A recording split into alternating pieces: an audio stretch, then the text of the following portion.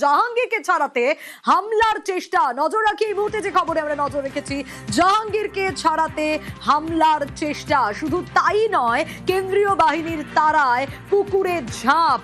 কেন্দ্রীয় বাহিনীর তাড়ায় পুকুরে ঝাঁপ।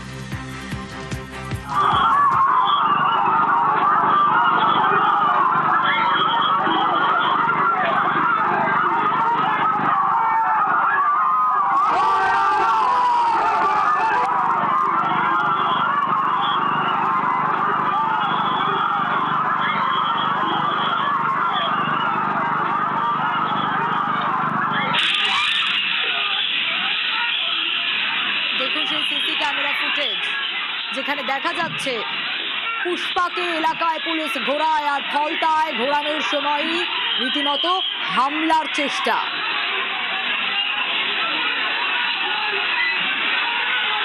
কেন্দ্রীয় বাহিনীর তাড়ায় রীতিমতো পুকুরে ঝাঁপ। জাহাঙ্গীরকে ছাড়াতে হামলার চেষ্টা। দেখুন সেই সময়কার ছবি দেখাচ্ছে সিসি ক্যামেরা ফুটেজে, যা ধরা পড়েছে।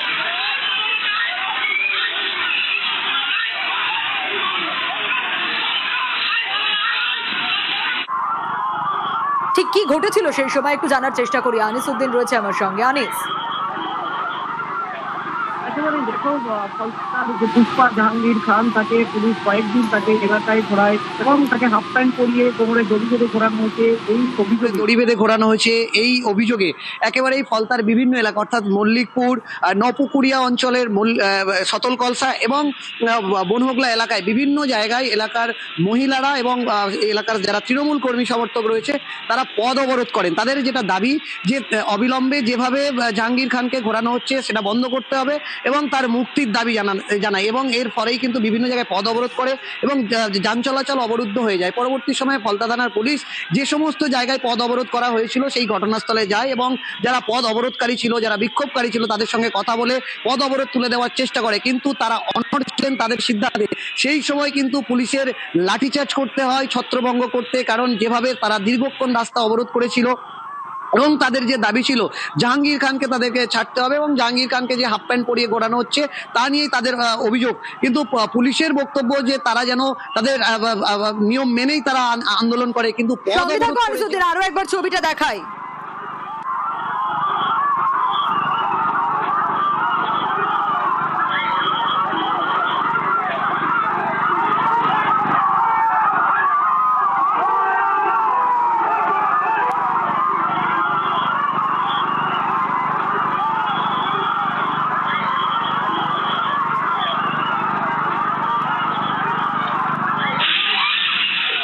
কিন্তু কেন হলো এই পরিস্থিতি? দেখুন, হাফ প্যান্টে জাহাঙ্গীর খানের আগেও আমরা দেখেছি না, জাহাঙ্গীর খানকে পুলিশ ঘোরাচ্ছিল। এবার ফলতায় ঘোরানোর সময় হামলার চেষ্টা।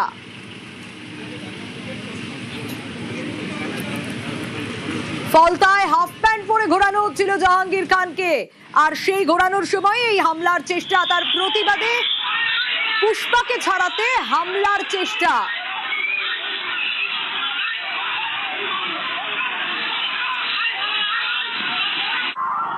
আনিস উদ্দিন রয়েছে আমার সঙ্গে। আনিস উদ্দিন, যে পরিস্থিতি তৈরি হয়েছিল সেই ছবি আমরা দেখাচ্ছি, সিসি ক্যামেরা ফুটেজ।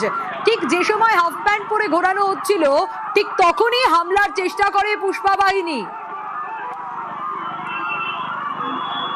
দেখো, যে একেবারেই পুলিশের পক্ষ থেকে যেটা জানানো হচ্ছে যে তারা বিভিন্নভাবে বিভিন্ন এলাকার ফলতার বিভিন্ন এলাকায় যারা জাহাঙ্গীর অনুগামী রয়েছে তারা সংঘবদ্ধ হচ্ছিল, যাতে তারা একেবারেই যেটা বিজেপির পক্ষ থেকে অভিযোগ করা হচ্ছে যে তারা থানা থেকে জাহাঙ্গীর অর্থাৎ পুষ্পাকে ছিনিয়ে নেওয়ার চেষ্টার জন্যই তারা বিভিন্ন এলাকা থেকে সাধারণ যারা তৃণমূল কর্মী, যারা জাহাঙ্গীর খানের অনুগামী রয়েছে তাদেরকে সংঘবদ্ধ করছিল। সেই সময় তারা বিভিন্ন জায়গায় পথ অবরোধ করে এবং এলাকায় অবরুদ্ধ করার চেষ্টা করছিল এবং তখনই কিন্তু ফলতা থানার পুলিশ এবং কেন্দ্রীয় বাহিনী যে জায়গাগুলোতে অবরোধ করা হয়েছে সেই সমস্ত জায়গায় পৌঁছয় এবং অবরোধকারী যারা ছিলেন তাদেরকে বোঝানোর চেষ্টা করেন, কিন্তু তারা তাদের সিদ্ধান্তে অনড় ছিলেন। তাদের দাবি পুষ্পাকে অবিলম্বে মুক্তি দিতে হবে, শুধু তাই নয় তাকে আর কোনো রকমভাবে হাফ প্যান্ট পরিয়ে বিভিন্ন এলাকায় ঘোরানো যাবে না। এই নিয়েই কিন্তু পুলিশের সাথে তাদের বাকবিতণ্ডা শুরু হয় এবং এরপরেই কিন্তু এলাকার যে ছত্রভঙ্গ করতে পুলিশকে লাঠিচার্জ করতে হয় এবং সেই ছবি আমরা দেখাচ্ছি যে সিসিটিভি সিসিটিভি ফুটেজ, যেখানে দেখা যাচ্ছে যে সাধারণ মানুষকে লাঠিচার্জ একেবারে করার পরে সেই কিন্তু সিসি তারা ক্যামেরা ফুটেজে দেখাচ্ছি আমরা অনিসউদ্দিন যে আমরা যে ছবি দেখছি জাহাঙ্গীরকে ছাড়াতে রীতিমতো হামলার চেষ্টা, সেখানে কেন্দ্রীয় বাহিনীর তাড়ায় পুকুরে ঝাঁপ দেয় দুষ্কৃতীরা।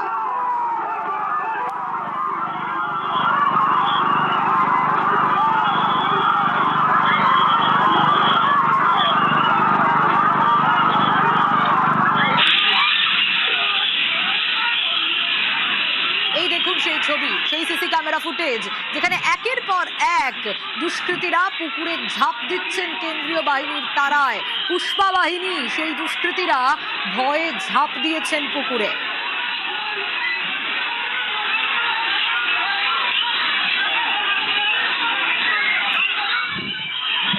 আর এবার আরো একটা ছবি দেখাই, তৃণমূল জামানার ছবি। বলে না সময়ের চাকা ঘোরে। 2024-এর জানুয়ারিতে কি দেখা গিয়েছিল?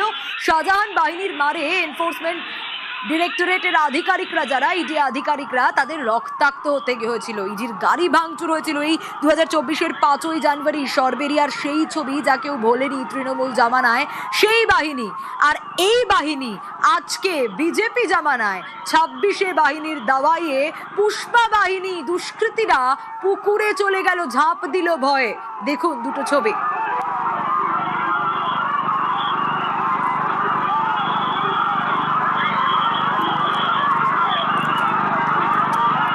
2024-এর 5ই জানুয়ারি সন্দেশখালীতে কেন্দ্রীয় বাহিনীর সামনে ইডি আক্রান্ত হয়েছিল। আর ফলতায় জাহাঙ্গীরের মতোই সন্দেশখালীর ত্রাস ছিল শাহজাহান। তাকে ধরতে গিয়ে ইডিকে রক্তাক্ত হতে হয়েছিল। সেই ছবিও দেখাচ্ছিলাম আপনাদের, আরো একবার দেখাচ্ছি তখনকার ছবি। আর এখন বদলের বাংলায় আরো এক বদল।